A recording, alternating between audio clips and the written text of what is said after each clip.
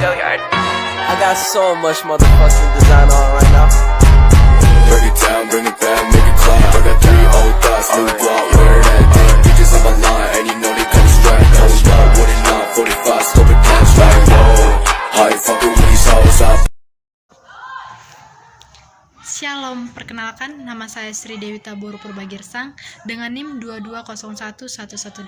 Saya dari kelas 1D dengan mata kuliah Teologi Sistematika Prodi Pendidikan Agama Kristen dengan dosen pengampu Bapak Dr. Baginda Stompel MPDK.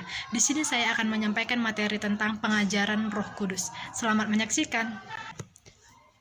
A. Personalitas Roh Kudus. Istilah ini diturunkan dari Yunani kata pneuma yang menunjukkan nafas atau roh dan secara metamorfosis menggambarkan makhluk atau pengaruh non-material.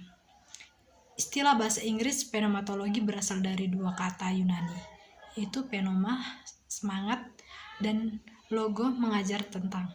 Pneumatologi mencakup studi tentang pribadi Roh Kudus dan pekerjaan Roh Kudus.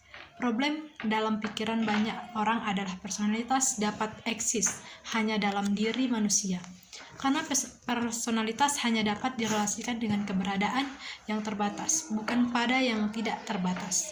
Karena manusia diciptakan berdasarkan gambar Allah, maka masuk akal untuk mengharapkan karakteristik yang mirip antara Allah dan manusia.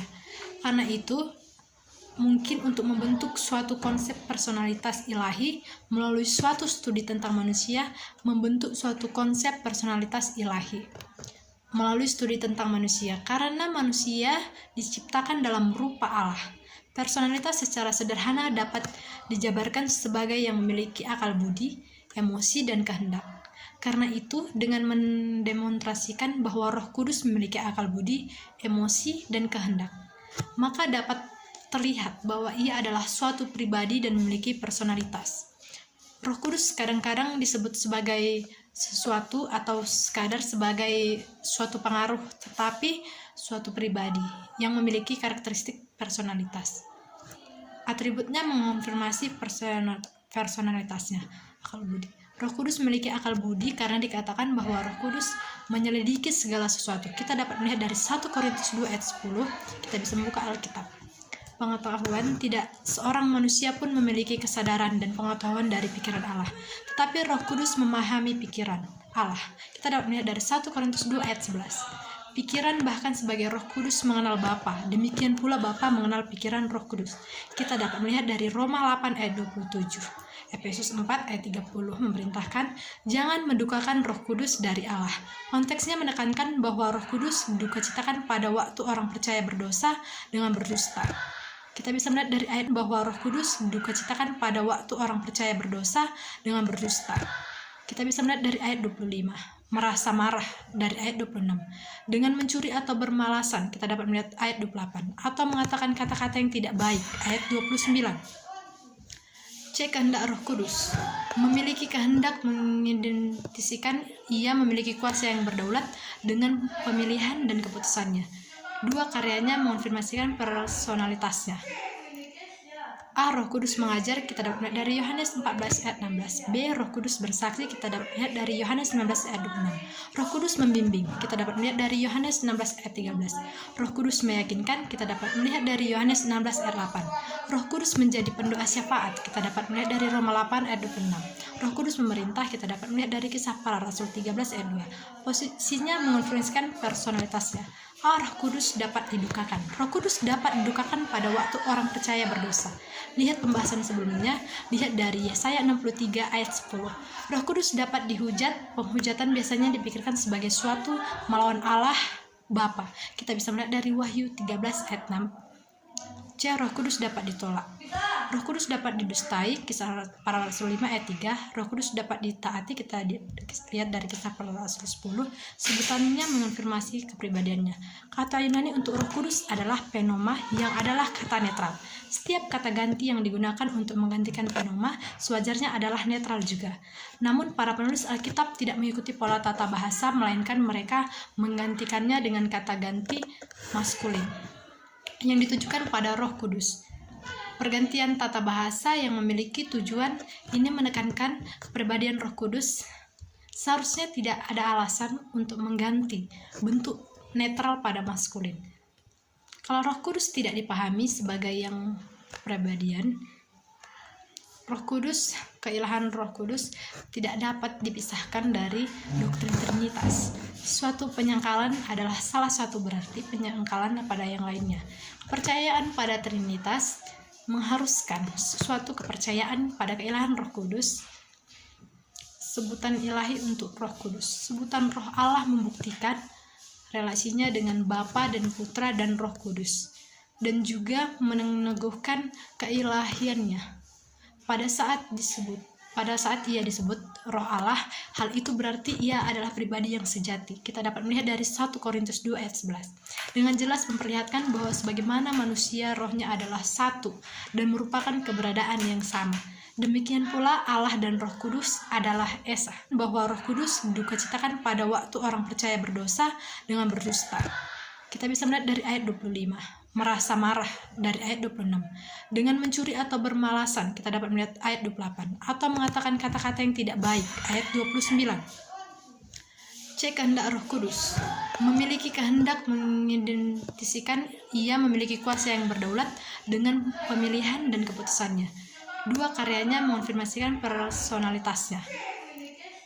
A. Roh Kudus mengajar, kita dapat melihat dari Yohanes 14 ayat 16. B. Roh Kudus bersaksi, kita dapat melihat dari Yohanes 19 ayat 26. Roh Kudus membimbing, kita dapat melihat dari Yohanes 16 ayat 13. Roh Kudus meyakinkan, kita dapat melihat dari Yohanes 16 ayat 8. Roh Kudus menjadi pendoa syafaat, kita dapat melihat dari Roma 8 ayat 26. Roh Kudus memerintah, kita dapat melihat dari Kisah Para Rasul 13 ayat 2. Posisinya mengonfirmasikan personalitasnya.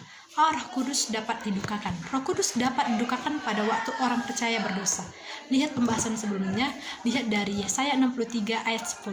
Roh Kudus dapat dihujat. Penghujatan biasanya dipikirkan sebagai suatu melawan Allah Bapa. Kita bisa melihat dari Wahyu 13 ayat 6. C. Roh Kudus dapat ditolak. Roh Kudus dapat didustai, Kisah Para Rasul 5 ayat 3. Roh Kudus dapat ditaati, kita lihat dari Kisah Para Rasul 10. Sebutannya mengonfirmasi kepribadiannya. Kata Yunani untuk Roh Kudus adalah pneuma, yang adalah kata netral. Setiap kata ganti yang digunakan untuk menggantikan pneuma sewajarnya adalah netral juga. Namun para penulis Alkitab tidak mengikuti pola tata bahasa, melainkan mereka menggantikannya dengan kata ganti maskulin yang ditujukan pada Roh Kudus. Pergantian tata bahasa yang memiliki tujuan ini menekankan kepribadian Roh Kudus. Seharusnya tidak ada alasan untuk mengganti bentuk netral pada maskulin. Kalau Roh Kudus tidak dipahami sebagai yang kepribadian, Roh Kudus, keilahan Roh Kudus tidak dapat dipisahkan dari doktrin Trinitas. Suatu penyangkalan adalah salah satu berarti penyangkalan pada yang lainnya. Kepercayaan pada Trinitas mengharuskan suatu kepercayaan pada keilahan Roh Kudus. Sebutan ilahi untuk Roh Kudus. Sebutan Roh Allah membuktikan relasinya dengan Bapa dan Putra dan Roh Kudus, dan juga meneguhkan keilahiannya. Pada saat ia disebut Roh Allah, hal itu berarti ia adalah pribadi yang sejati. Kita dapat melihat dari 1 Korintus 2 ayat 11. Dengan jelas memperlihatkan bahwa sebagaimana manusia rohnya adalah satu dan merupakan keberadaan yang sama. Demikian pula Allah dan Roh Kudus adalah esa. Kita dapat melihat dari Yesaya 3 ayat 10, Yohanes 1 ayat 4. Maha tahu, kita dapat melihat dari 1 Korintus 2 ayat 10 sampai 12. Maha kuasa, kita dapat melihat dari ayat 33 ayat 4. Maha hadir, Mazmur 109 ayat 7 sampai 10. Kekal, Ibrani 9 ayat 14. Kekudusan, Matius 12 ayat 32. Kasih, Galatia 5 ayat 32. Karya dari Roh Kudus, Penciptaan, Kejadian 1 ayat 2. Kejadian 1 ayat 2 menunjukkan bahwa Roh Allah turut memikirkan tentang penciptaan dan menjadikannya hidup. Dari kelahiran Kristus, kita dapat melihat dari Matius 1 ayat 20. Keterlibatan Roh Kudus dalam kehamilan Maria mematikan ketidakberdosaan Kristus sebagai manusia. Kristus dalam keilahiannya adalah kekal, tetapi Roh Kudus melahirkan natur manusia Kristus yang tanpa dosa.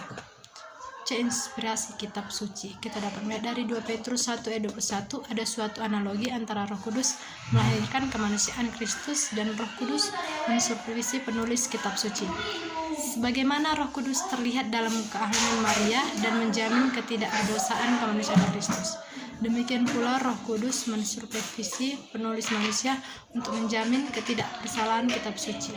D. Regenerasi. Kita dapat melihat dari Titus 3 ayat 5. Meregenerasikan berarti memberikan kehidupan.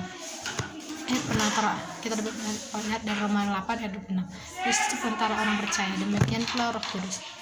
Pengudusan. Kita dapat melihat dari 2 Tesalonika 2 ayat 13. G. Penolong orang-orang kudus. Kita dapat melihat dari Yohanes 14 ayat 16. 4. Profesi ilahi dan Roh Kudus. Relasi Roh Kudus dengan anggota lain di Trinitas direfleksikan dengan istilah profesi, menunjukkan Roh Kudus berasal dari Bapa dan Putra. Ada beberapa indikator yang mengajukan doktrin prosesi dari Roh Kudus. Semua yang berbicara tentang Roh Kudus, Allah menegaskan profesi Roh Kudus di mana Ia adalah yang berasal dari Bapa dan Putra secara kekal. C. Representasi Roh Kudus. 1. Merpati. Merpati menggambarkan Roh Kudus turun atas Kristus pada saat awal pelayanannya di muka umum, karena itu menekankan kuasa dari Roh Kudus atas Kristus dalam kerjaannya. Merpati itu juga melambangkan kemakmuran. Lihat Matius 10 ayat 16. Dan sesuatu representasi dari damai. 2. Jaminan. Kita dapat melihat dari 2 Korintus 1 ayat 22, Paulus mengatakan bahwa Allah memberikan Roh Kudus di dalam hati kita sebagai sebuah jaminan. 3. Api. Pada hari Pentakosta, lidah api dibagikan dan tinggal di atas para rasul. Kita dapat melihat dari Kisah Para Rasul 2 ayat 3. Api ini juga melambangkan penghakiman Allah. Lihat Imamat 10 ayat 2. 4. Minyak. Minyak adalah tipologi Roh Kudus sebagai praktik di Kristus dalam kerjaannya. Merpati itu juga melambangkan kemakmuran. Lihat Matius 10 ayat 16. Dan sesuatu representasi dari damai. 2. Jaminan. Kita dapat melihat dari 2 Korintus 1 ayat 22, Paulus mengatakan bahwa Allah memberikan Roh Kudus di dalam hati kita sebagai sebuah jaminan. 3. Api. Pada hari Pentakosta, lidah api dibagikan dan tinggal di atas para rasul. Kita dapat melihat dari Kisah Para Rasul 2 ayat 3. Api ini juga melambangkan penghakiman Allah. Lihat Imamat 10 ayat 2.